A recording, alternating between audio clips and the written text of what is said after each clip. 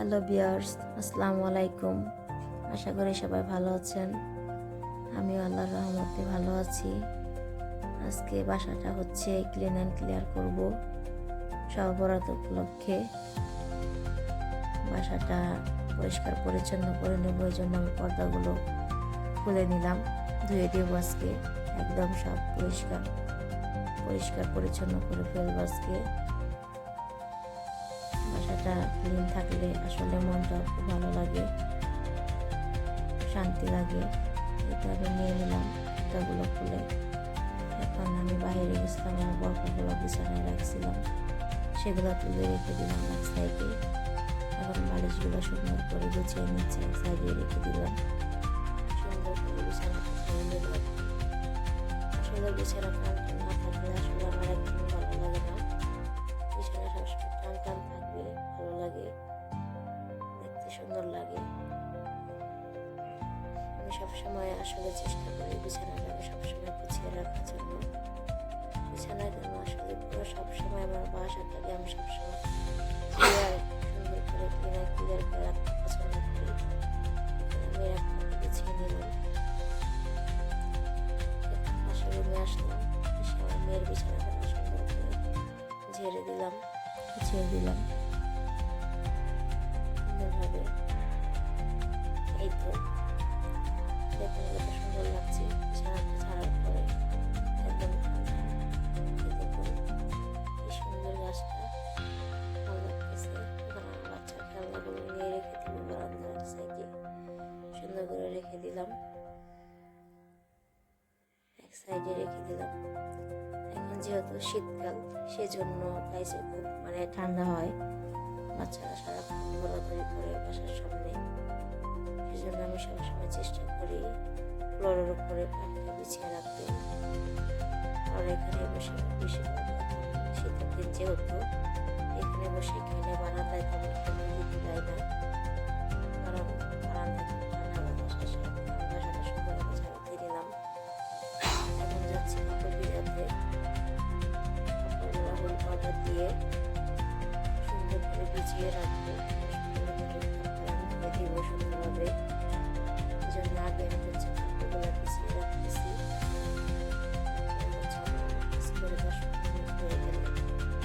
কাপড়গুলো ধুয়ে দেবো। আমি সবসময় চেষ্টা করি ধোয়ার সময় হাত গরম করে দেওয়ার জন্য।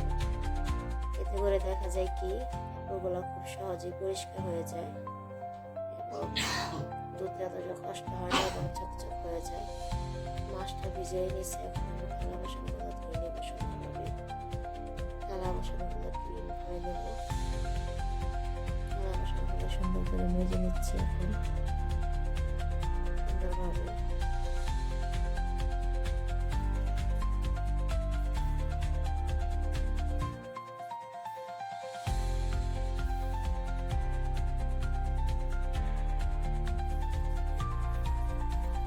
এখন ভালোই লাগে। কোনো কাজ করে থাকলে বা অগোছালো হয়ে থাকলে আসলে যে পর্যন্ত নাকি আমি না করি আমার আসলে ভালোই লাগে না। মনে হয় যে এখনো বিছানায় শুয়েও শান্তি পায় না, যে মনে হয় কখনো ওগুলো ধুবো, পরিষ্কার করবো। কাজকর্ম করে বিছানায় শুয়ে থাকলে আসলে ভালো লাগে, কোনো টেনশন থাকে না, নয়তো ঘুমও আসে না যে ওখানে একটা কাজ পড়ে আছে, করতে হবে। সেজন্য সবসময় চেষ্টা করি যে আমি কাজকর্ম করে তারপরে চুপচাপ বসে থাকি, এরকমটাই করি আসলে বেশিরভাগ সময়। ভাজা হয়ে গেছে, আমি সুন্দর করে পানি দিয়ে ধুয়ে দিচ্ছি। সুন্দর করে ধুয়ে রেখে দিচ্ছি।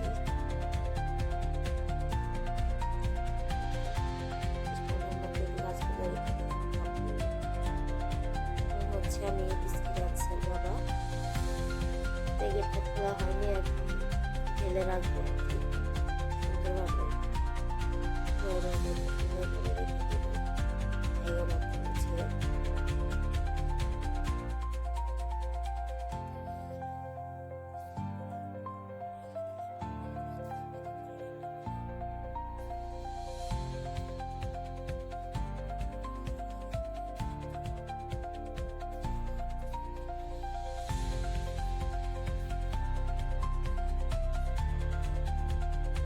রান্নার আগে এবং পরে আমি সবসময় এরকম করি।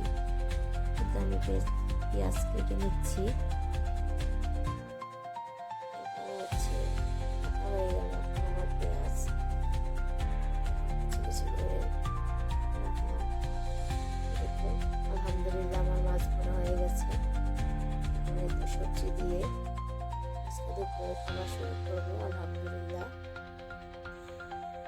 আসলে আজকে মাছ বোনার প্লাস সবজিটা খুব মজা হয়েছিল। আসলে শীতের দিনে ফুলকপি সবজিটা, বিশেষ করে ফুলকপিটা আমার খুব পছন্দ। ফুলকপির সবজিটা খুব ভালো লাগছিল সিম আলু দিয়ে। ফুলকপির সবজিটা খুব সুস্বাদু হয়েছিল আলহামদুলিল্লাহ, মজা লাগছিল খেতে, তাই আপনাদের সাথে শেয়ার করলাম। আশা করি আপনাদের সবাই ভালো লাগবে, সবাই আমার পাশে থাকবেন, আমাকে সাপোর্ট করবেন। আশা করি সবাই আমার চ্যানেলটাকে সাবস্ক্রাইব করে দিবেন, লাইক কমেন্ট শেয়ার করবেন। এই আশায় আজকে পর্যন্ত। আল্লাহ হাফেজ সবাই।